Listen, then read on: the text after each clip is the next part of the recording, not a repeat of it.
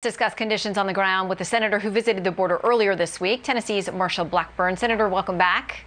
Thank you. Today, all of those senators who were there today talked about the fact that there's an enormous burden on the men and women of the Border Patrol and other law enforcement agencies working there along the border. They're being put in an incredibly untenable situation. What did you see? When I was in Arizona, I was out with two sheriffs, Sheriff Lamb, who was in Pinal County, and Sheriff Donalds, who is there in Cochise County. And Shannon, what the cartel is doing, the cartel is very sophisticated. They have scouts and spies that are in the mountains. They surveil our local law enforcement and our Border Patrol every single day. They never stop surveilling.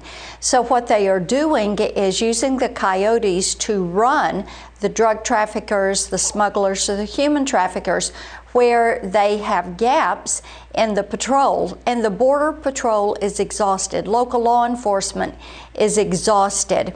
And this is all caused by Joe Biden's open border policies. Every official I talked to in Arizona said Joe Biden's border policies have caused this. He basically has broken that border. This is his immigration policy, and it is out of control.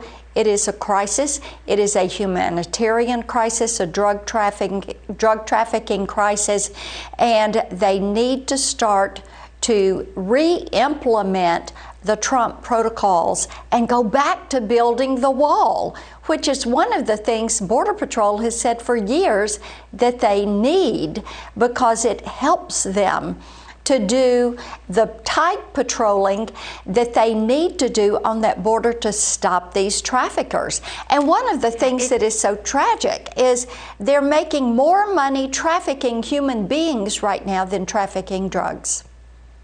And we have to remember, this is a harrowing situation for people who believe there's a hopeful situation for them here, and they send young children and women and men, all of them potentially abused along the way.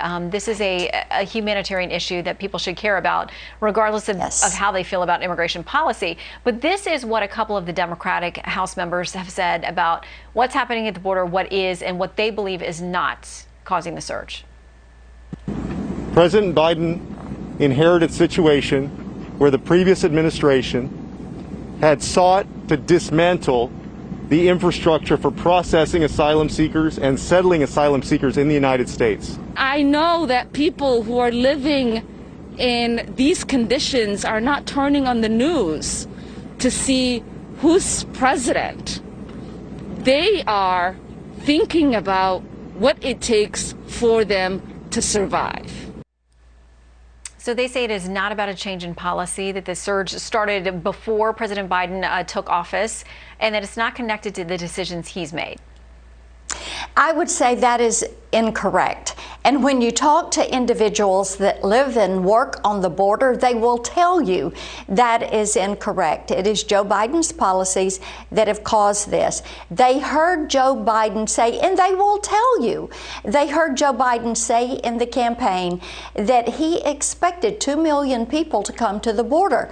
They're wearing shirts that say, Biden let us in. They're waving Biden flags in some of their encampments.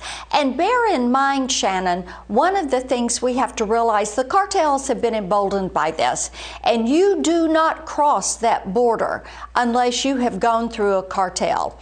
And the Sinaloa cartel, which is El Chapo's cartel, is what is running that Mexican border just there meeting Arizona.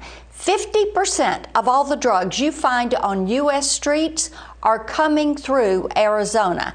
I-8 and I-10 are now basically the fentanyl freeway. And until they get this border under control, every state is a border state. Every town is a border town because they're passing through these border counties and they're coming to your cities and your counties all across the country. Into the U.S. Yes. Yeah, and a lot of that we just simply can't track. Senator, thank you for being with us and sharing your experience. Good to be with you. Thank you.